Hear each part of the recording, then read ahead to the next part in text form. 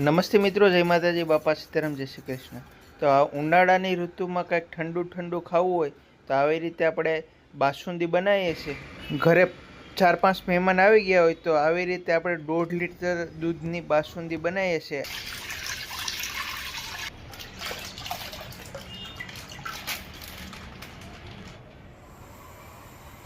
Gas ચાલુ કરી દીધો છે।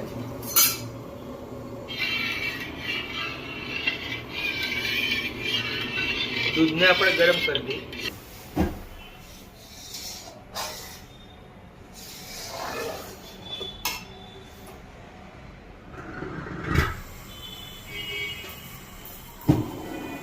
એકવાર દૂધમાં ઉભરો આવી જાય પછી ગેસ ધીમો કરી દેવાનો। ધીમા ગેસ ઉપર આપણે 1/2 લીટર દૂધ બળી જાય ત્યાં સુધી 15 મિનિટ પકાવશું।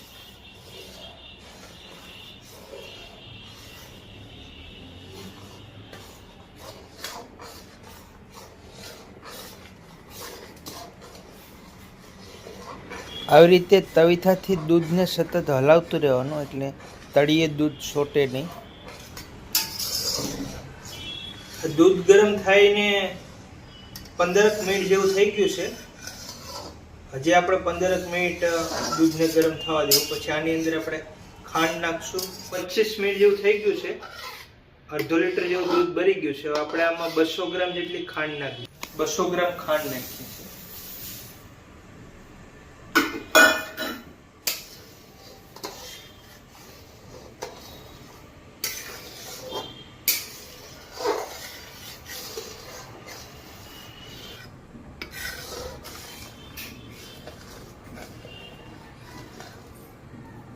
ખાંડને 5 મિનિટ ઓગાળીને પકાવી દે। આ 20 ગ્રામ જેટલું બદામનું શેણ છે નાખીએ છે।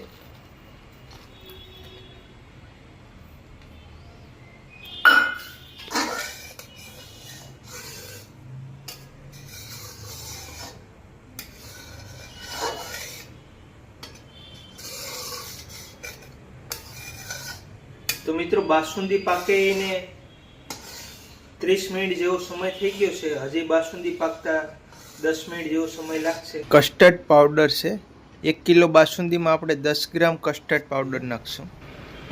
10 ગ્રામથી વધારે કસ્ટર્ડ પાવડર નહીં લેવાનો। 1 લીટર દૂધ હોય તો 7 થી 8 ગ્રામ લેવાનો, એનાથી વધારે નહીં લેવાનો। 1 ચમચ લેવાનો, વધારે થઈ જાય તો પછી બાસુંદી જાડી થઈ જાય, એટલે માપે નાખવાનું કસ્ટર્ડ પાવડર। ઠંડા દૂધમાં મિક્સ કરી દેવાનું એટલે બરાબર મિક્સ થઈ જાય। પછી આપણે બાસુંદીમાં નાખી દઈશું। બાસુંદી પાકીમાં નાખી દઈએ।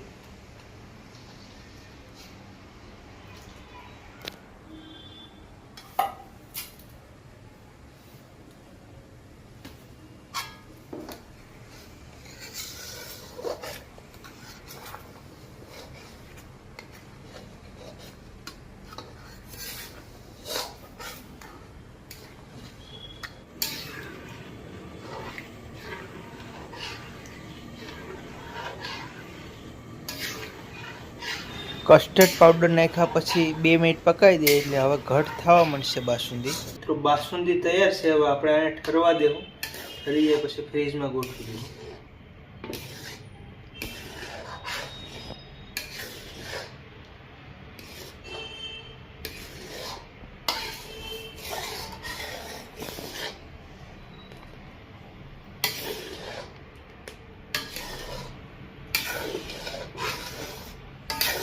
બાસુંદીનો વિડીયો સારો લાગ્યો હોય તો વિડીયોને લાઇક કરજો, શેર કરજો, ચેનલમાં ના હોય તો સબસ્ક્રાઈબ કરી લેજો। મળીશું અગલા વિડીયોમાં, જ્યાં સુધી જય માતાજી, બાપા સીતારામ, જય શ્રી કૃષ્ણ। બાસુંદી આપણે સર્વ કરી દઈએ। જો એટલી ઘટ જાડી બની છે,